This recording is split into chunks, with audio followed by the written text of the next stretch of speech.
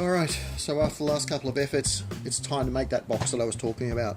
The casting boxes are commonly known as flasks, with the top and the bottom being the cope and the drag. I do have a number of different sizes of boxes that I've made up, but the most successful and most durable ones that I've ever done has been made out of this stuff. What this is if you follow the renovations of the workshop, it's actually the support beams that are left behind from the old shed that I used to use, and they're sandwiched together in two halves to act as the support beams from the roof, and then the panels for the roof are normally bolted on the top section there.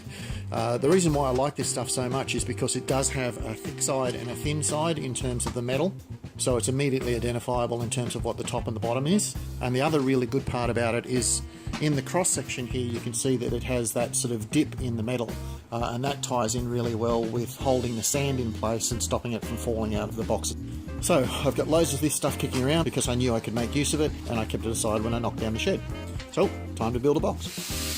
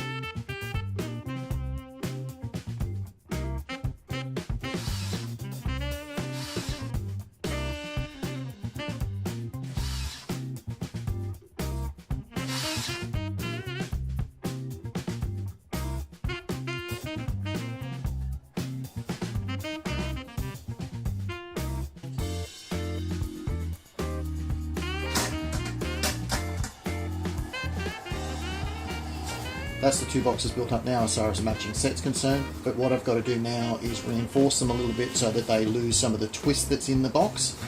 The other thing being is because this is quite such a large spanse, there's a little bit of flex that's going on in the longer side pieces, so I need to reinforce them so that they don't flex out with the pressure of the sand being packed down. And the other thing that I've got to consider is once this is fully packed up with sand, once you take into consideration the water and the clay and stuff that's in there as well, this box is going to be somewhere upwards of 50 or 60 kilos in weight, so in terms of moving it around it's not going to be nearly as easy as some of the smaller ones I've created.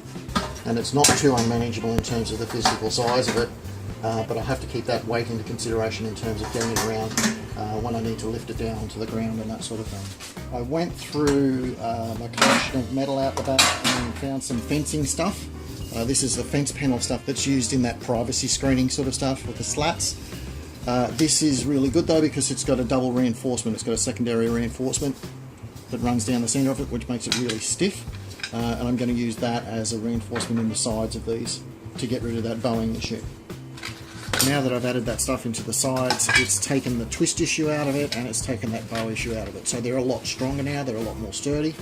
So the next thing now to worry about is to make sure that when the two boxes come together, that they come together with proper alignment. I've seen lots of different fancy ways of doing this. The whole idea of that is purely so that when you drop the boxes together, that you're not inadvertently putting them on backwards to each other, which would obviously stuff up the creation of your mould. Because I don't have a flat section to work off on these, I'm going to do mine with a locator pin on either end. It only has to be done on one half of the box, but I'm adding in some wooden panels on either side so that I've got a solid piece that I can attach those alignment bolts to.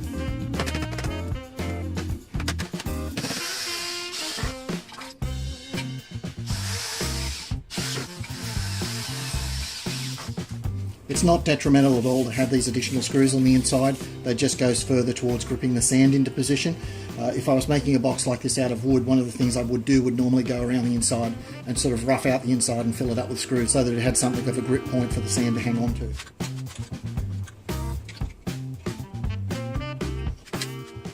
So now that I've got those locator pins in place, it's just a matter of drilling corresponding holes that match up to them.